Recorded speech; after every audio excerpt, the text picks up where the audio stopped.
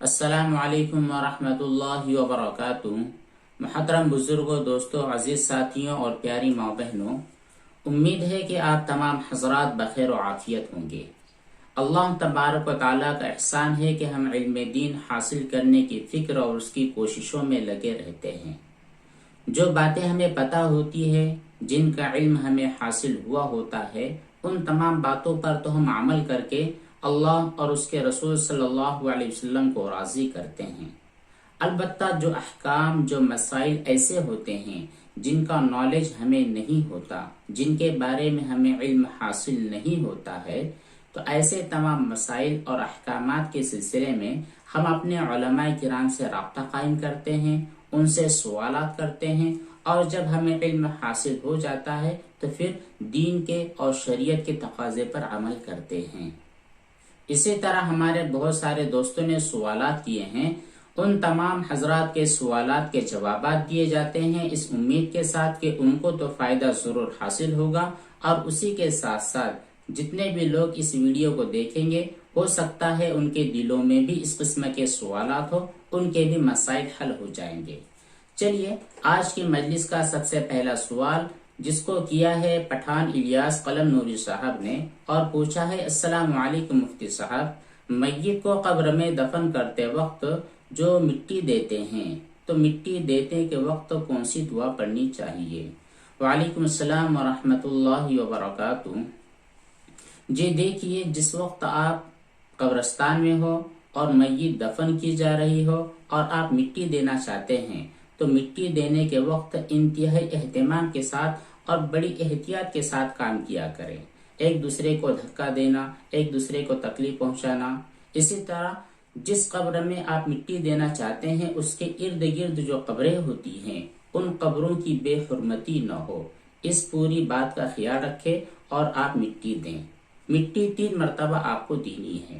پہلی مرتبہ جب آپ مٹی دیتے ہو تو اس وقت آپ کو پڑھنا ہے منہا خلقناکم۔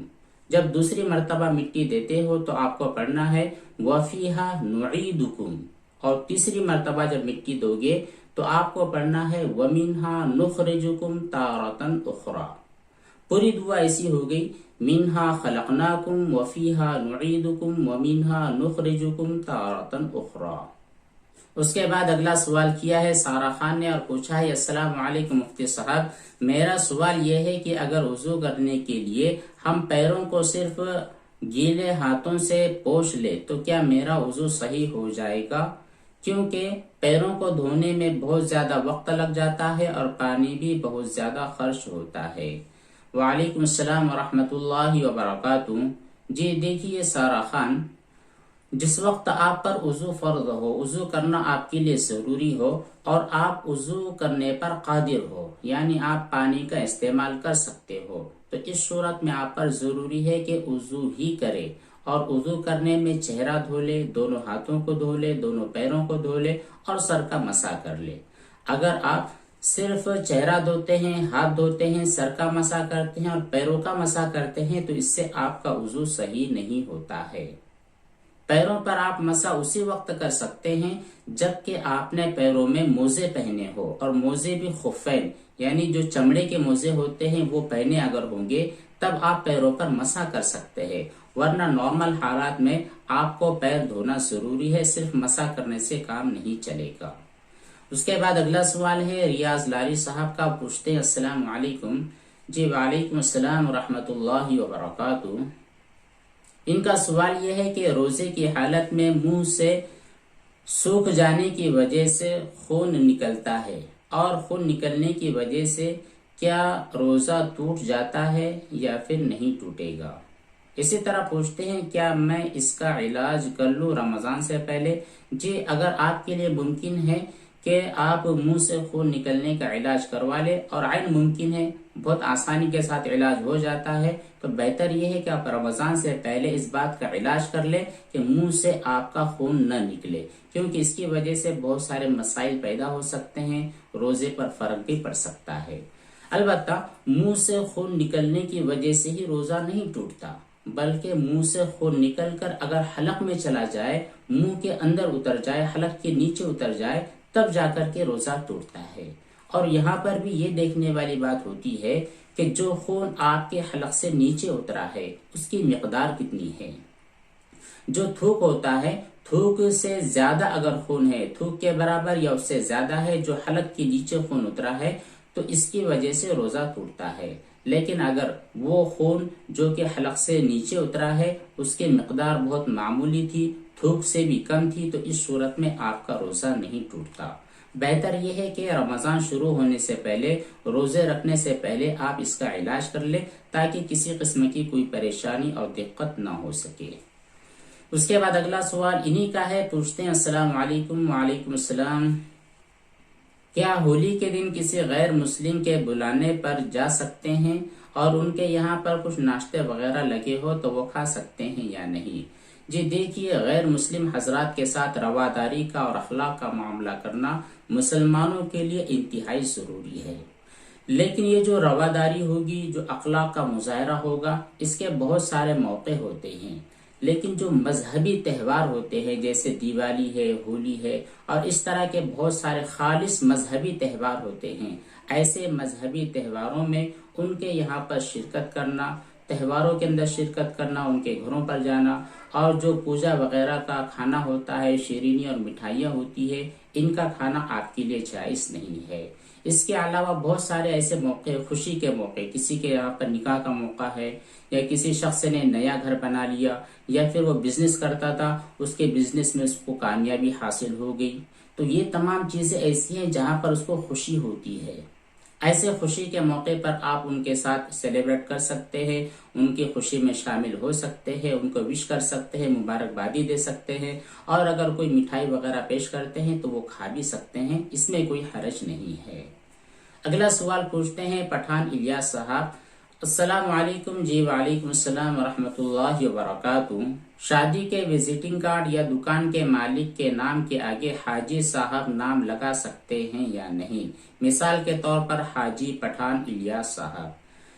جی دیکھیے، ماشاءاللہ آپ نے بڑا پیارا اور بہت بہترین سوال کیا ہے، اور ہمارے معاشرے میں اس کا بہت زیادہ رواج ہے کہ جب لوگ حج کر کے آتے ہیں، اللہ تعالیٰ کے لیے حج کرتے ہیں، جب گھروں پر آتے ہیں، ریٹرن آتے ہیں، تو ان کے دل میں شدید تقاضا ہوتا ہے کہ لوگ اب میرے نام کے ساتھ حاجی صاحب ضرور لگائیں۔ تو یہ جو دل کا تقاضا ہوتا ہے یہ بالکل غلط چیز ہے۔ ہم جو حج کرتے ہیں یہ اللہ تعالیٰ کی رضامندی اور اس کی خوشنودی کے لیے اور اخلاص کے ساتھ حج کیا جاتا ہے، لوگوں کو بتلانے کے لیے یا پھر لوگوں کے سامنے اپنے نام کے آگے لقب لگانے کے لیے حج نہیں کیا جاتا۔ اس لیے اگر کوئی شخص حاجی ہے تو ان کے لیے ضروری ہے کہ اپنے نام کے ساتھ خود حاجی نہ لگائیں۔ اسی طرح جو نیم بورڈ ہوتے ہیں یا اسی طرح وزٹنگ کارڈ ہوتے ہیں، دکان کے مالک کا نام ہوتا ہے، شادی کے کارڈز ہوتے ہیں، یہاں پر آدمی خود اپنے آپ سے حاجی اپنے نام کے آگے یا پیچھے نہ لگائے، یہ مناسب نہیں ہے، بہتر کام نہیں ہے۔ البتہ کوئی ریلیٹیو، کوئی بندہ، کوئی دوسرا آدمی آپ کو حاجی صاحب کہہ کر پکارتا ہے تو اس میں شرعی اعتبار سے کوئی گناہ والی بات نہیں ہے۔ اسی طرح کوئی دوسرا آدمی آپ کے نام کے ساتھ حاجی لگاتا ہے تب بھی کوئی گناہ والی بات نہیں ہے۔ البتہ جو آدمی خود حاجی ہے، خود حج کر کے آیا ہے، تو اس کے لیے مناسب نہیں ہے کہ وہ ہر جگہ اپنے نام کے ساتھ حاجی لگائے۔ اسی طرح یہ بھی بہتر نہیں ہے کہ اگر کوئی شخص ہمیں حاجی کہہ کر نہ پکارے یا ہمارے نام کے ساتھ حاجی وغیرہ نہ لکھے تو ہم ناراض ہو جائے، غصہ ہو جائے، اس شخص کو برا بھلا کہے، یہ چیز بھی بہتر نہیں ہے۔ اس کے بعد اگلا سوال بھی انہی نے کیا ہے، پوچھتے ہیں السلام علیکم مفتی صاحب، شادی میں دولہے سے قبول کرتے وقت کیا دولہے کا چہرہ قبلہ رخ ہونا ضروری ہے؟ وعلیکم السلام۔ جی دیکھیے پٹھان الیاس صاحب، نکاح کے موقع پر ایجاب و قبول ہوتا ہے، ایجاب و قبول کے لیے نہ دلہن کا رخ قبلے کی طرف ہونا ضروری ہے اور نہ ہی دولہے کا رخ قبلے کی سمت ہونا ضروری ہے، یہ کوئی ضروری چیز نہیں ہے۔ اب اگلا سوال پوچھا ہے وجیہہ نیاز نے، ان کا سوال یہ ہے کہ گیلا پاک کپڑا ناپاک کپڑے سے ٹچ ہو جائے تو کیا حکم ہے؟ پہلی کوشش تو آپ یہ کریں کہ گیلے اور سوکھے جو کپڑے ہوتے ہیں ان میں اکثر ناپاک اور پاک مکس ہوتے ہیں، تو آپ گیلے کپڑوں کو الگ رکھیں اور جو سوکھے کپڑے ہوں ان کو الگ رکھیں۔ گیلے کپڑوں میں جو پاک ہوتے ہیں ان کو الگ رکھیں، جو ناپاک کپڑے ہوتے ہیں ان کو الگ رکھیں۔ اگر مکس ہو جائے تو بڑا کنفیوژن کا شکار انسان ہو جاتا ہے، بڑی دقت اور پریشانی میں پڑ جاتا ہے۔ آپ اپنے گھر میں ایسا انتظام کریں کہ پاک کپڑے دھلے ہوئے کپڑے الگ جگہ ہوں، ناپاک کپڑے الگ جگہ ہوں، جو گیلے ہوتے ہیں ان کے سکھانے کے لیے الگ انتظام ہو، اور جو گیلے ناپاک کپڑے ہوتے ہیں ان کو رکھنے کا الگ انتظام ہو۔ اس طرح کا اگر معقول انتظام ہوگا تو انشاءاللہ اس طرح کا کوئی مسئلہ پیدا نہیں ہوگا۔ لیکن پھر بھی اگر کوئی گیلا کپڑا کسی سوکھے کپڑے کو لگ جاتا ہے، سوکھا کپڑا پاک ہے اور گیلا ناپاک ہے، تو آپ کو دیکھنا ہوگا کہ جو ناپاک کپڑا تھا اس کی تری اور اس کی جو نجاست تھی اس نجاست کے اثرات، رنگ، بو، مزہ اگر پاک سوکھے کپڑے میں اتر جاتا ہے تو کپڑا ناپاک ہوگا، ورنہ ناپاک نہیں ہوگا۔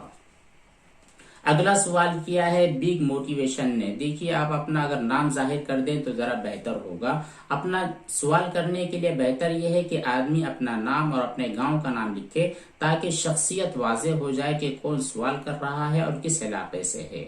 تو جی انہوں نے اپنا نام نہیں لکھا ہے، صرف ان کے یوٹیوب چینل کا نام ہے شاید کہ بگ موٹیویشن۔ انہوں نے سوال کیا ہے اگر بستروں پر منی لگ جائے اور اس کے سوکھنے کے بعد کیا ان بستروں پر سو سکتے ہیں یا نہیں؟ بالکل سو سکتے ہیں، لیکن بہتر یہ ہے کہ جب بھی کوئی بستر یا کپڑا یا کوئی جسم ناپاک ہو جائے تو فوراً کوشش ہماری یہ ہونی چاہیے کہ ہم ان کو پاک کر لیں۔ خدا نخواستہ اگر ہم نے ان کو پاک نہیں کیا، ان کے اوپر کوئی پانی گر جائے یا کوئی تری گر جائے، کوئی گیلا پن لگ جائے تو وہ نجاست ادھر ادھر بکھر سکتی ہے۔ تو جس بستر پر منی لگی ہے تو بہتر یہ ہے کہ آپ پہلی فرصت میں اس کو پاک کر لے، اس بستر کو دھو لے۔ لیکن اگر آپ نے دھویا نہیں ہے، وہ منی خشک ہو گئی ہے، سوکھ گئی ہے اور کوئی بندہ اس پر سو گیا ہے تو وہ ناپاک نہیں ہوگا، اس کا کپڑا بھی ناپاک نہیں ہوگا، اسی طرح اس کا بدن بھی ناپاک نہیں ہوگا، جب تک کہ وہ نجاست گیلی ہو کر، وہ منی گیلی ہو کر ادھر ادھر نہ لگ جائے۔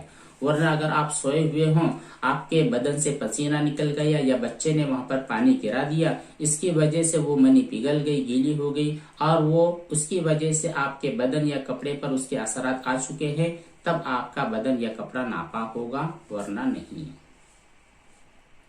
اگلا سوال کیا ہے حافظ ابو حنظلہ صاحب نے۔ السلام علیکم۔ جی وعلیکم السلام ورحمۃ اللہ وبرکاتہ۔ حافظ صاحب نے سوال یہ کیا ہے کہ اذان اور اقامت کے دوران جو ذکر کیا جاتا ہے، جو دعا کی جاتی ہے، تو اللہ تبارک و تعالیٰ اس کو ضرور قبول فرماتے ہیں۔ تو اذان کے دوران تو حکم یہ ہے کہ ہم اذان کا جواب دیں۔ جس وقت اذان ہوتی ہے تو اس وقت ہمارے لیے ضروری ہے کہ کوئی دوسرا کام نہ کرے بلکہ صرف اذان کا جواب دے۔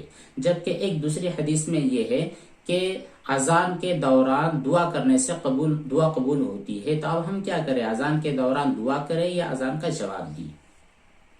جی دیکھیے حافظ صاحب، آپ نے جو بات پوچھی ہے کہ اذان کے دوران دعا کرنے سے اللہ تبارک و تعالیٰ اس دعا کو قبول فرماتے ہیں، تو شاید ایک غلط فہمی پر مبنی بات ہے۔ اصل بات یہ ہے کہ جو حدیث شریف ہے اس میں یہ تذکرہ ہے کہ اذان اور اقامت ان دونوں کے درمیان جو دعا کی جاتی ہے اس دعا کو اللہ تعالیٰ رد نہیں کرتے۔ مطلب یہ ہے کہ اذان شروع ہے اس کے درمیان نہیں، جب اذان ختم ہو جائے اور اقامت کہی جائے، ظاہر بات ہے ان دونوں کے درمیان کافی وقت ہوتا ہے۔ عام طور پر ہمارے یہاں اذان اور اقامت یعنی اذان اور جماعت ان دونوں کے درمیان 15 منٹ کا اور آدھے گھنٹے کا وقفہ ہوتا ہے۔ تو اس 15 منٹ کے اندر اور آدھے گھنٹے کے دوران جو دعا کی جاتی ہے اللہ تعالیٰ اس کو ضرور قبول فرماتے ہیں، یہ بات ہے، یہ صحیح ہے۔ لہذا اذان کے بعد انسان کے لیے ضروری ہے اور اس کو کوشش کرنی چاہیے کہ وہ جلدی کرے اور استنجا وغیرہ سے فارغ ہو جائے، وضو کر کے مسجد میں چلے جائے اور درمیان کا جو وقت ہوتا ہے یہاں پر دعا کرتے رہے، قرآن کریم کی تلاوت کرتے رہے، کیونکہ یہ دعا کی قبولیت کا وقت ہوتا ہے۔ اس کے بعد پٹھان الیاس صاحب کا ایک سوال ہے، انہوں نے پوچھا السلام علیکم مفتی صاحب، کسی شخص نے جمعہ کے دن غسل کیا اور وہ طہارت سے رہا اور اتوار کے دن غسل نہ کر سکا اور شب برات کی نماز ادا کر لی، تو یہ درست ہے یا نہیں؟ وعلیکم السلام ورحمۃ اللہ وبرکاتہ۔ جی دیکھیے پٹھان صاحب، آپ نے جو سوال کیا ہے، آپ کے سوال سے یہ چیز ظاہر ہو رہی ہے گویا کہ شب برات کی نماز کے لیے مخصوص غسل کرنا چاہیے، یہ بالکل غلط چیز ہے۔ شب برات کے لیے غسل کرنا نہ سنت ہے نہ مستحب ہے۔ اس لیے اگر کوئی شخص جمعہ کے دن غسل کرتا ہے اور اس دوران اس کے ساتھ کوئی ناپاکی والا معاملہ پیش نہیں آتا ہے، یعنی اس کے اوپر غسل واجب نہیں ہوتا ہے، تو وہ اسی غسل سے شب برات کی مغرب، عشاء اور جو بھی نوافل وغیرہ پڑھنا چاہتا ہے بالکل پڑھ سکتا ہے، کوئی حرج نہیں ہے، کیونکہ شب برات کی کوئی مخصوص غسل ہوتا نہیں ہے، نہ بیری کے پتوں سے نہ وداؤٹ بیری کے پتوں سے۔ اس کے بعد اگلا سوال کیا ہے حمایت سید صاحب نے، گندا انڈا جیب میں رکھ کر کیا نماز ہو جاتی ہے؟ جی ہاں، نماز تو ہو جاتی ہے، لیکن یوں ہی جیب میں انڈے وغیرہ رکھ کر نماز نہیں پڑھنی چاہیے۔ ہو سکتا ہے ادھر ادھر دھکا لگنے کی وجہ سے وہ انڈا پھوٹ جائے، جیب گندا ہو جائے اور نماز فاسد ہو جائے، اور اگر وہ انڈا گندا تھا تو آپ کا وضو بھی ٹوٹ جائے۔ اس لیے انڈا اگر جیب میں ہوتا ہے اور مجبوری کے درجے میں آپ جیب میں رکھے ہوئے کہیں نکال کر رکھنے کی گنجائش نہیں ہے تو نماز ہو جائے گی، آپ مطمئن رہیے، چاہے وہ انڈا اچھا ہو یا پھر گندا ہو۔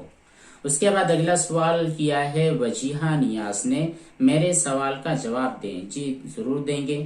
سوال ان کا یہ ہے، یعنی اگر کپڑا ناپاک تر یا رسے میں سکھا دیا جائے تو وہ کپڑا پاک رہے گا یا ناپاک؟ جی اگر ناپاک رسی ہے یا ناپاک تار وغیرہ یا ناپاک جگہ پر آپ کپڑا سکھا رہے ہیں اور اس تار رسی کی جو ناپاکی ہے وہ آپ کے کپڑے میں آ جاتی ہے تو اتنا حصہ ناپاک ہو جاتا ہے۔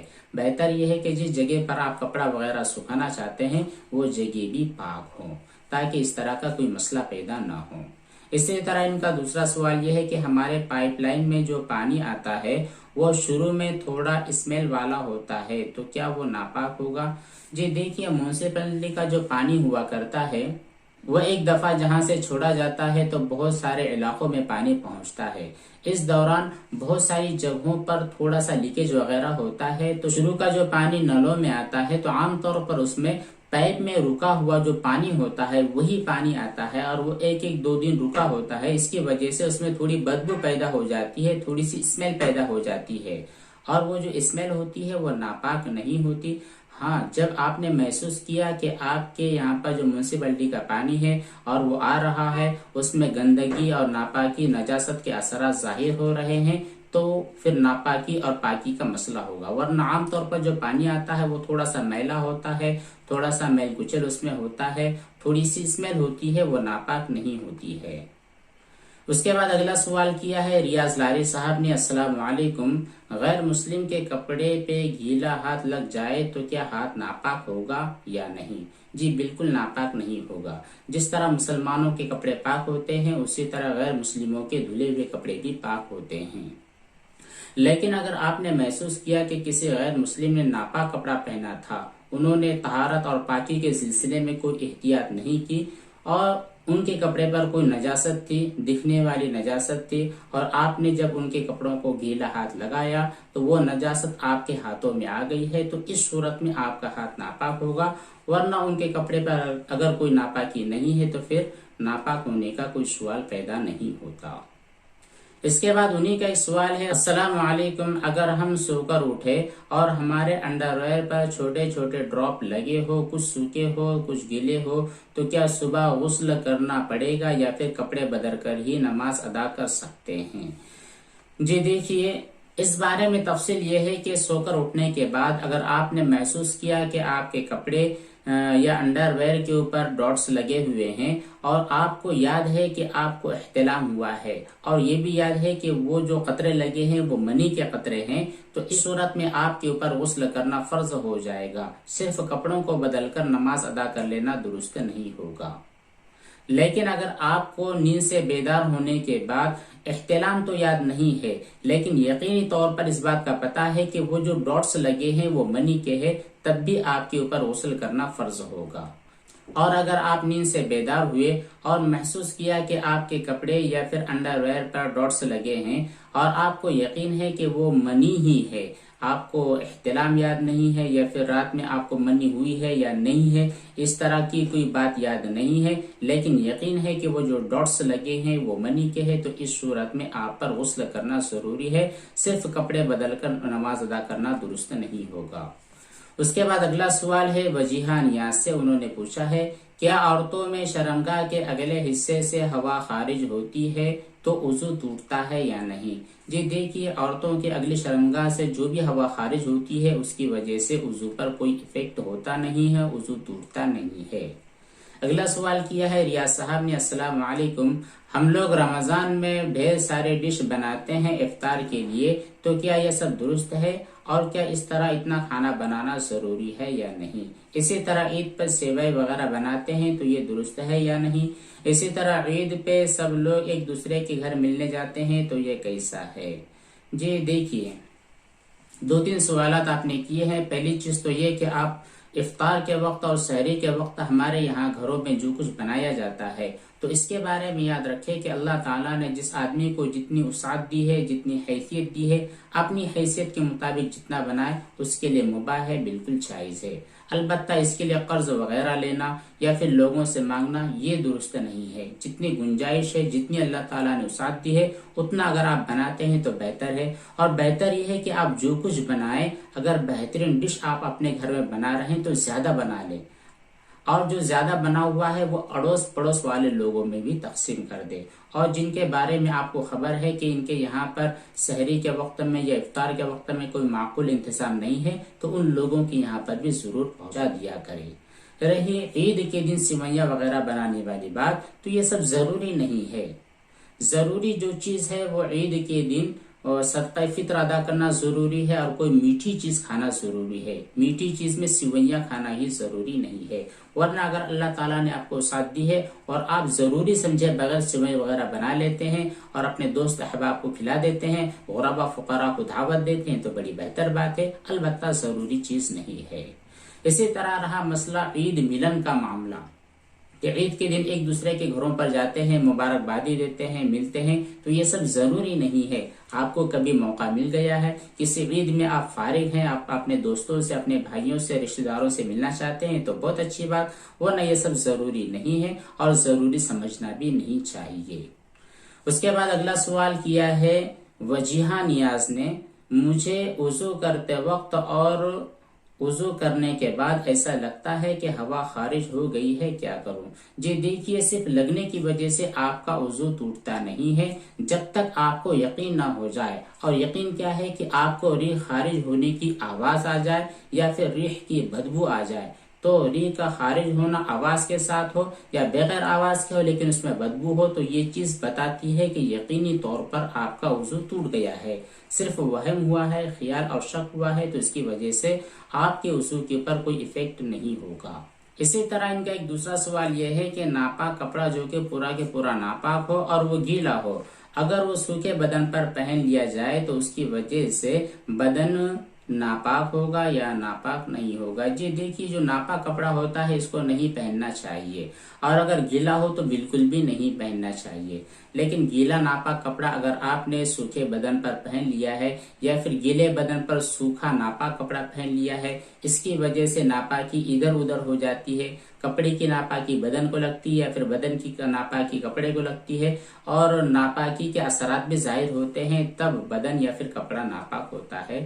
ورنہ اگر ایسا نہیں ہے، صرف ناپاک کپڑا آپ نے پہنا ہے اور اس کی ناپاکی کا کوئی اثر جسم میں نہیں آیا ہے تو پھر کوئی مسئلہ نہیں ہے۔ اگلا سوال کیا ہے محترم جناب ریاض لاری صاحب نے، انہوں نے ایک ویڈیو بتلایا ہے، اور اس ویڈیو کے اندر جو انہوں نے پوائنٹ دیا تھا کہ فلاں فلاں جگہ پر مولانا نے کیا فرمایا ہے، ذرا بتلا دے۔ انہوں نے جو ویڈیو بتلایا ہے اس ویڈیو میں حضرت مولانا طارق جمیل صاحب نے بڑے پیارے انداز میں لوگوں کو ایک دوسرے کے ساتھ پیار اور محبت سے رہنے کی تعلیم دی ہے اور لوگوں کو ہدایتیں دی ہے۔ وہیں پر ایک پوائنٹ انہوں نے یہ بتلایا ہے کہ غیر مسلموں کو مبارکباد دیجیے، تو انہوں نے اس کی جانب اشارہ کروایا ہے کیا غیر مسلموں کو ان کے تہواروں کے موقع پر، مذہبی تہواروں کے موقع پر مبارکباد دینا درست ہے یا درست نہیں ہے، کہ مولانا نے صحیح فرمایا یا غلط فرمایا؟ تو جی دیکھیے، مولانا نے بالکل صحیح فرمایا ہے۔ غیر مسلموں کو ان کی خوشی کے موقع پر جو مبارکبادی دی جاتی ہے تو یہ ضروری نہیں کہ ان کی خوشی صرف تہواروں کے موقع پر ہی ظاہر ہو، ان کی خوشیوں کے اور بھی مواقع ہو سکتے ہیں۔ نکاح کا معاملہ ہوتا ہے، ان کے یہاں پر دکان کی اوپننگ ہوتی ہے، وہ خوشی کا معاملہ ہوتا ہے۔ اسی طرح کسی کو بزنس میں کوئی پروفٹ ہو گیا، یہ بھی خوشی کا معاملہ ہوتا ہے۔ اسی طرح کوئی آدمی نوکری کرتا تھا، اس کو وہاں پر پروموشن مل چکا ہے تو یہ بھی خوشی کا موقع ہوتا ہے۔ تو ایسی تمام چیزیں جو ان کے مذہبی تہواروں سے الگ ہوتی ہے، ایسے موقع پر آپ غیر مسلمین کے ساتھ ملاقات کر کے ان کو مبارکبادی دے سکتے ہیں، ان کے ساتھ خوشی شیئر کر سکتے ہیں۔ اگر وہ کوئی دعوت کا انتظام کرتے ہیں تو ایسے موقع پر دعوت وغیرہ کھا بھی سکتے ہیں، کوئی حرج نہیں ہے۔ یہ تھے چند سوالات اور ان کے جوابات جو آپ کی خدمت میں پیش کیے گئے ہیں، اس امید کے ساتھ کہ انشاءاللہ اس سلسلے سے ہمارے ان تمام حضرات کو تو فائدہ ہوگا ہی جنہوں نے سوالات کیے ہیں۔ البتہ انہی سوالات کی وجہ سے ان تمام حضرات کو بھی فائدہ ہوگا جو اس ویڈیو کو دیکھیں گے۔ ہو سکتا ہے ان کے دلوں میں اس قسم کے سوالات ہو، لیکن انہیں کوئی موقع نہ مل پا رہا ہو کہ کسی کے سامنے اپنے سوالات شیئر کریں۔ اللہ تبارک و تعالی ہم تمام کو عمل صالح کی توفیق عطا فرمائے۔ آمین۔ السلام علیکم ورحمۃ اللہ وبرکاتہ۔